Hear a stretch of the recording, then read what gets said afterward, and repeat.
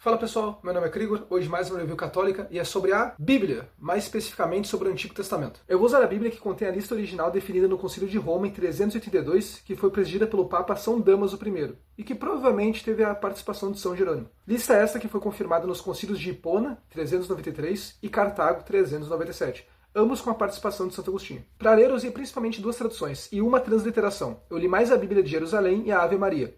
E muitas vezes comparava com a versão transliterada que tem um app chamado Bible Hub, que se pode consultar a concordância das palavras em hebraico com outros versículos, comparar traduções e etc. Dito isto, o que é a Bíblia? Depende para quem pergunta, mas de forma geral são três vertentes. É a palavra de Deus, ou é a palavra de pessoas, ou os dois variando de acordo com o que o vivente acredita. Eu, obviamente, considero como verdade revelada, mas como ela é dividida? Isso muda conforme o livro. Lembrando que a Bíblia é um compilado de livros, então dentro de um mesmo livro tu pode achar textos de várias categorias diferentes. Mas resumindo, na Bíblia tu vai achar o seguinte: a história da humanidade, a história do povo hebreu, história dos reinos de Israel e Judá, profecias, ensinamentos morais, conhecimentos acerca do mundo e mais um monte de tópicos. A Bíblia não fala de um único tema, ela é um compilado de livros que foram escritos com objetivos diferentes, embora em última instância todos levem a mesma finalidade, em tempos diferentes, com até mesmo milênios de distância. Só comparar a data de composição do Gênesis com a dos livros do Novo Testamento. Então não é um livro que tu simplesmente vai pegar e entender. Logo, como ler a Bíblia? Isso varia de acordo com a tua intenção. Se tu quer ler por ler, então não há nenhuma dica. Não vai fazer nenhum sentido, mas tu vai ter lido. Agora, se tu quer entender o pensamento da época, entender como esse livro moldou o mundo, tu tem que ter em mente que o povo hebreu acreditava no que estava escrito. A tendência atual é ler sobre as partes sobrenaturais e desacreditar. E isso é uma escolha tua. Todavia, tu não vai conseguir entender dessa forma como esse livro, como eu falei anteriormente, moldou o mundo. Já que a razão da Bíblia ter tido e ainda ter tanto impacto é justamente porque os leitores acreditam no que está escrito lá. E fuge de qualquer método moderno de interpretação, porque ele simplesmente ignora o pensamento da época. É que nem estudar a Idade Média cristã,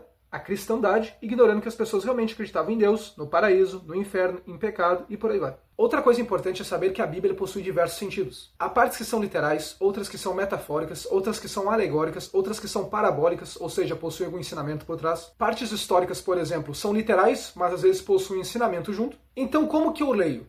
Eu sigo a tradição. Eu confio mais nos pais da igreja interpretando os versículos do que em mim. Porque eu já li a Bíblia antes de ser católico, acreditando naquele papo de que é só ler a Bíblia e interpretar, e adivinha? Eu não entendi um monte de coisa, outras fui descobrir depois que entendi errado e eu quase virei ateu no processo. Já que na escritura tu encontra coisas bem complicadas, por assim dizer, e acaba não entendendo o significado. Julga não haver como explicar aquilo e se chateia. Diga-se de passagem, o que me recolocou na fé foi astronomia e biologia. Então resolvi ler a Bíblia seguindo a interpretação católica. E aí tudo fez sentido. Já que o Antigo Testamento ele é a base do Evangelho. O Evangelho, por sua vez, confirma o Antigo Testamento e ao mesmo tempo lança a base do restante do Novo Testamento com as epístolas dos apóstolos. Eu não recomendo ler a Bíblia, em especial o Antigo Testamento, sem antes ter uma base teológica. Porque mesmo que seja de boa vontade, tu dificilmente vai absorver a sabedoria ali presente. Então leia, mas consultando as interpretações de pessoas relevantes, como santos. Um exemplo disso é a Catena Áurea. São Tomás de Aquino compilou os comentários sobre os 4 evangelhos feitos pelos pais da igreja e alguns santos. Outra coisa que eu também recomendo saber antes de ler a Bíblia é ter um conhecimento geral da história da época, especialmente sobre o paganismo.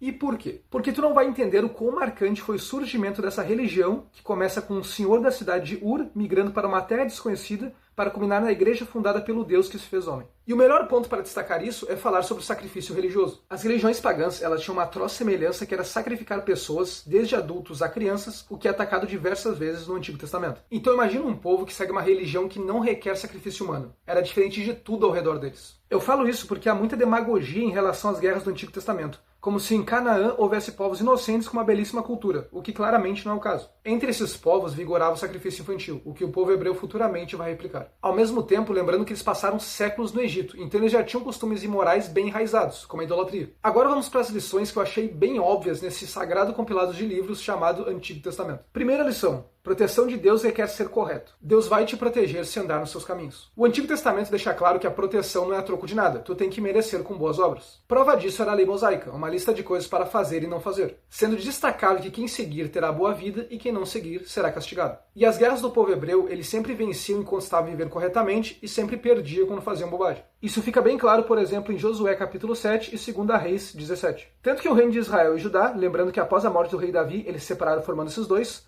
eles acabaram pelo pecado, com Deus permitindo a conquista por povos alheios como forma de castigo, o que já tinha sido anunciado em Deuteronômio 28. Ou seja, quer ser protegido por Deus, haja de forma honesta e caridosa. Já que caridade, apesar de ter mais ênfase no Novo Testamento, também é falado no Antigo. Daria para citar mais trocentos versículos que retratam isso, mas lembrando que o objetivo do meu vídeo é te incentivar a ler o livro e não substituir a leitura. Segunda lição: profecias sobre Jesus Cristo. Peter Stunner foi um matemático PhD e astrônomo que, em seu livro Science Speaks, analisa vários tópicos da Bíblia e tenta conciliá-la com a ciência. E alguns desses tópicos são as profecias messiânicas e o Evangelho. Ele escolheu 8 profecias que são Miqueias 5.1, Malaquias 3.1, Zacarias 9.9 e 13.6, 11.12, 11.13, Isaías 53.7 e Salmo 22.17. E fez um cálculo de probabilidade e o resultado foi 1 nesse número imenso que eu botei na tela. Ele também fez para 48 profecias, e o resultado foi esse que está na tela, que é absurdo.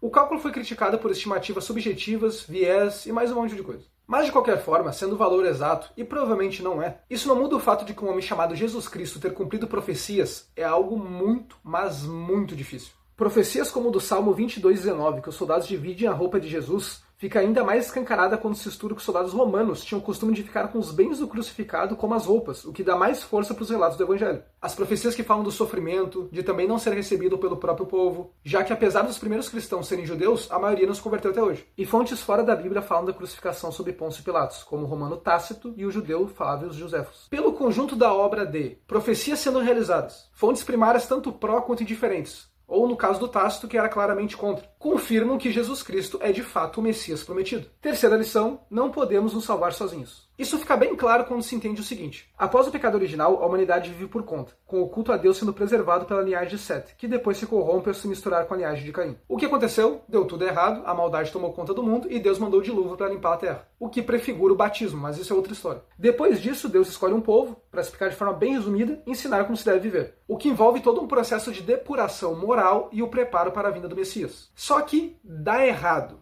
E por que essas aspas? É que, na verdade, não deu errado. Foi um período de preparação para a vinda de Cristo. E tem um insight muito interessante acerca disso. O ser humano não pode se salvar sem Deus. Isso é escancarado no Antigo Testamento, porque mesmo com Deus fazendo trocentos milagres, abrir o mar vermelho, fazer chover maná do céu, fazer sair água da rocha, ensinar o que podia e o que não podia fazer, o povo se desvirtuou do mesmo jeito. O exemplo disso é no livro do Êxodo, quando o pessoal está no deserto reclamando e dizendo que na escravidão era melhor. Então repara que mesmo com Deus tendo feito tudo isso, fora os profetas enviados posteriormente para alertar, o ser humano não consegue se manter correto. Era meia dúzia de gato pingado que se salvava. E é aí que vem o Novo Testamento com a nova aliança, no qual Deus vai habitar em nós, o Espírito Santo, e servirá de alimento para a nossa alma ao mesmo tempo em que repete o sacrifício da cruz, na Eucaristia. Porque lembrando, a missa é a reprodução do sacrifício da cruz de forma incruenta, e não um mero compartilhar de alimentos, como eu já ouvi falar por aí. É por isso que má vestimenta, celular tocando, conversa, é a mesma coisa que se na crucificação de Nosso Senhor, com Nossa Senhora, São João e Santa Maria Madalena sofrendo aos pés da cruz, o abobado tivesse agindo como se fosse uma mera formalidade de domingo. Quarta lição: eventos paralelos com outras culturas. E agora, o que muitos usam para deslegitimizar a Bíblia, eu acredito que só reforça sua autoridade. Dilúvio, Torre de Babel e gigantes. O que acontece? Esses 3 tópicos também são registrados em várias outras culturas, com algumas variações, umas para mais, outras para menos. O dilúvio, por exemplo, alguns povos mudam para mais ou menos sobreviventes, ao invés de uma arca é um barco, e por aí vai. E até as razões casam, como o dilúvio ser uma punição divina para uma civilização que está fazendo muita coisa errada. E em povos ao redor do mundo, seja na África, na Ásia, na Europa, na América, Oceania, e literalmente toda parte tu vai achar esses mitos. E o ponto aqui é o seguinte: um povo do Oriente Médio copiar um mito de um povo do Vale do Hindu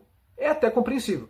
Agora, copiar um mito de um povo indígena do atual México me parece levemente complicado. Então, como civilizações tão distantes e vivendo em ambientes completamente diferentes conseguiram criar mitos tão parecidos? Isso corrobora a origem comum da humanidade, exatamente o que é ensinado pelo Gênesis. No Gênesis fala do dilúvio, da Torre de Babel, de gigantes, que inclusive é falado também depois do Gênesis. Claro que se pode cogitar que todo mundo copiou todo mundo e que por isso seria falso. Não é à toa que Deus nos demanda fé. A primeira das 3 virtudes teologais, sendo esperança e caridade as outras 2. Porque em última instância, se tu quiser bater o pé e não acreditar em nada, tu não acredita. Eu recomendo que tu pesquise sobre isso, porque eu garanto que tu vai surpreender com a quantidade imensa de povos que têm esses temas nos seus mitos de origem do mundo. No que remete a gigantes, os meus preferidos são dos povos indígenas aqui do continente, que inclusive falam que os gigantes vieram em barcos, o que, convenhamos, é bem interessante. Menção honrosa: Manual de Vida. Eu me surpreendi muito com os chamados livros sapienciais, ou livros de sabedoria, que são Jó, Salmos, Provérbios, Eclesiastes, Cântico dos Cânticos, Sabedoria e Eclesiástico. O que me surpreendeu é que neles tem instruções minuciosas para a vida, entre outras coisas. Eu até pensei em mostrar algum versículo, mas acho que não teria muito sentido por não ter contexto. Então eu recomendo fortemente que leiam esses livros. É isso, essa foi o vídeo de hoje, espero que tenham gostado. Espero também que tenha te inspirado a ler não só o Antigo Testamento, mas a Bíblia inteira. Lembrando que o objetivo do vídeo não é substituir a leitura, mas caso tu ache que teve algum tema muito importante que não falei, bota aí nos comentários. Deixa o like, se inscreva para ajudar o canal e até a próxima.